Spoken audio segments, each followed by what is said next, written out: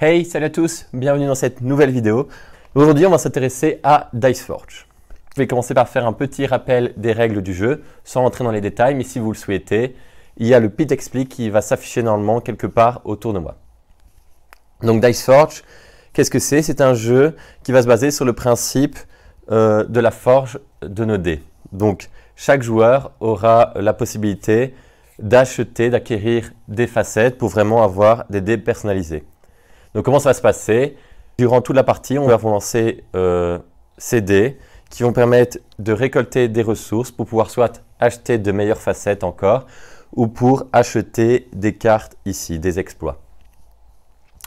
Et les cartes pourront soit nous faire gagner directement des points ou soit avoir des bonus.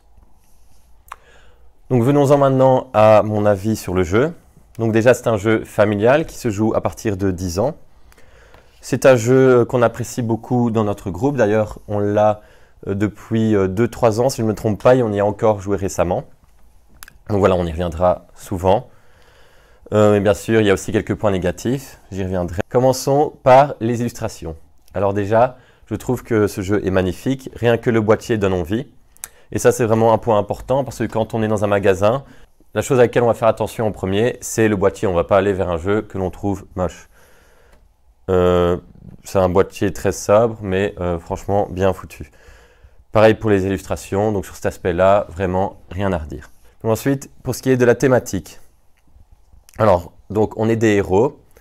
Les dieux s'embêtaient et donc ils ont décidé d'organiser un tournoi pour élire un demi-dieu. Et donc, on va tous essayer d'accomplir différents exploits pour convaincre les dieux. Alors, la thématique, voilà, elle est sympathique, mais je vais la mettre dans les points négatifs parce qu'on n'est pas du tout imprégné par celle-ci, dans le sens où j'ai dû relire la description, par exemple, pour m'en rappeler, parce qu'en jouant, on ne s'imagine pas du tout être en train d'accomplir des exploits, on acquiert juste des nouvelles facettes, des nouvelles cartes pour essayer d'avoir plus de points. Mais voilà, ce n'est pas une thématique prenante comme par exemple World Wide Football qu'on vous a déjà présenté, où là vraiment on était à fond dans une simulation de match de foot ou d'Unforce aussi pour le jeu de course. Donc d'ailleurs, je vous invite à aller revoir les vidéos, voir les vidéos tout court, pardon, si ce n'est pas déjà fait, où on vous donne aussi notre avis sur ces différents jeux. Donc pour revenir sur Dice Forge. Mais donc ce que j'aime bien, c'est vraiment le concept de crafter ces dés. Il est vraiment cool et original. Ça va permettre d'avoir des stratégies différentes entre les joueurs.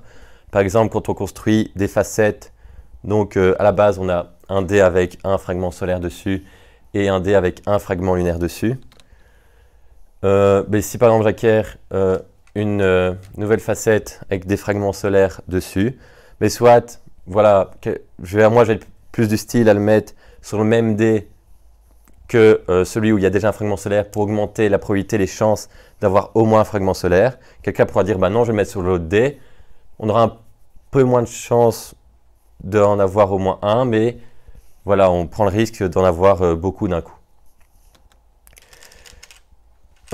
Mais après, c'est un... Donc, voilà, le craftage de dés vraiment est un aspect positif, mais à la fois, du coup, le jeu va se baser sur des lancers de dés et donc le hasard intervient énormément. On a beau avoir des meilleures facettes que son voisin, si la chance ne vient pas, rien à faire, on va avoir de moins bons résultats. Mais après, ça fait partie de tout jeu, il y a toujours une part de hasard, mais ici, peut-être un peu trop. Ici, on a choisi une mise en place, mais sachez que pour chaque emplacement, allez, il y a des autres cartes possibles, donc on peut vraiment choisir notre mise en place selon les pouvoirs que l'on préfère, parce qu'il y en a qui sont vraiment mieux que d'autres. Donc c'est un jeu très fluide, parce que même pendant le tour des autres, on lance des dés, on récolte des ressources, on est toujours en train de faire quelque chose, donc le temps passe vite, on ne s'embête pas. Alors un petit point négatif quand même pour le jeu, c'est le manque de réelle interaction entre les joueurs. En fait, on va plus jouer chacun de son côté et essayer d'avoir le meilleur score, parce que voilà, le lancer de dés, la récolte des ressources ne va pas influencer sur le jeu des autres. Il y a quand même quelques cartes qui créent des interactions. Je pense au satyre. Donc lorsqu'on choisit le satyre, les autres joueurs doivent lancer leurs dés. On va choisir deux faces parmi les lancers de dés et on va récolter les ressources correspondantes. Mais voilà, ça n'influe pas non plus sur la partie des autres joueurs. Contrairement au Minotaur, où là, les autres joueurs lancent les dés et ils perdent les ressources indiquées sur leurs dés. Donc là, ça va vraiment être un malus pour les autres joueurs.